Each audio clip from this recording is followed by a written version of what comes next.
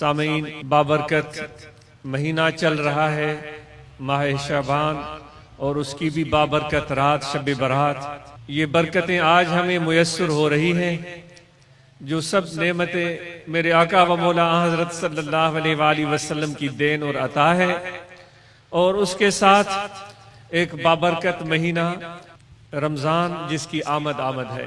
تو ان خصوصی لمحات میں آپ سب کو یہی تاکید کی جاتی ہے کہ ہم ذرا غور کریں اور فکر کریں کہ یہ دونوں مہینے ہمیں کیا پیغام دے رہے ہیں۔ صرف بیٹھنا، گفتگو کرنا اور کلام کرنا اور پھر چلے جانا اور اپنے مصروفیات میں لگ جانا، یہ تو ہمارا معمول رہا ہے سالوں سے۔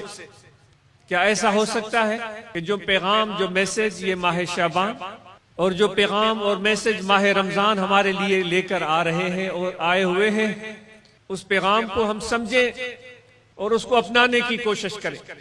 اس رات کے حوالے سے علماء آپ کو بتائیں گے، لیکن یہ تو کم از کم سب کو پتا ہے کہ اللہ تبارک و تعالیٰ اس بابرکت رات میں ہر انسان کے بارے میں، اس کے تقدیر کے بارے میں، اس کے موت اور حیات کے بارے میں سارے فیصلے فرماتا ہے۔ اور پھر ایک دوسرے کو ہم نے جو رنج اور علم پہنچائے ہوئے ہیں، تکلیفیں پہنچائی ہوئی ہیں، ان کو بھی خصوصی طور پر آج رات ہم بخشوانے کی بات کرتے ہیں۔ اس کا استدلال بھی علماء آپ کو بتائیں گے۔ جب ہم بخشواتے ہیں کسی سے اپنا قصور، کسی سے اپنی غلطی یا اپنی کوتاہی، تو اس وقت ہمارا ارادہ اور ہماری نیت کیا ہوتی ہے؟ کیا اس بخشوانے سے پہلے ہم اپنے اندر یہ احساس، یہ فکر، یہ سوچ موجود پاتے ہیں کہ اس طرح کی دل آزاری، اس طرح کی زیادتی، اس طرح کا بغض اور کینہ، ظلم اور ستم میں آگے کبھی بھی نہیں ڈھاؤں گا؟ اگر یہ احساس موجود نہیں ہے، یہ ارادہ موجود نہیں ہے، یہ نیت موجود نہیں ہے، تو پھر یہ بخشوانا آج کی رات یا یہ ہنر ابھی سیکھا نہیں ہے۔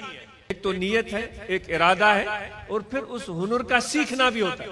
اگر اتنا آسان کام ہوتا پھر تو دوستو ہر دوسرا شخص بڑے مقام پر پہنچا ہوا ہو۔ نیت بھی چاہیے، ارادہ بھی چاہیے، احساس بھی چاہیے، اور پھر یہ ہنر سیکھنا بھی چاہیے، کیونکہ سکھانے والے موجود ہیں، سکھانے والے سکھا رہے ہیں، سکھاتے چلے گئے، ہم دیکھتے چلے گئے، لیکن محسوس نہیں کیا۔ شاید اس کو ایک قصہ سمجھا، شاید اس کو ایک افسانہ سمجھا، شاید اس کو ایک کہانی سمجھی۔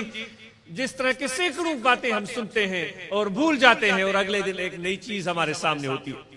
تو بخشواؤ ضرور، معافی ضرور طلب کرو، لیکن یہ صرف رسمی کارروائی تک نہیں ہونا چاہیے جس طرح کا ہمارا ایک معمول ہے، بلکہ اس سے پہلے یہ جو باتیں میں نے عرض کی، ان کو ٹٹول کے اپنے اندر میں جھانک کر دیکھو کہ ان میں ان کی کوئی سنگن پائی جاتی ہے۔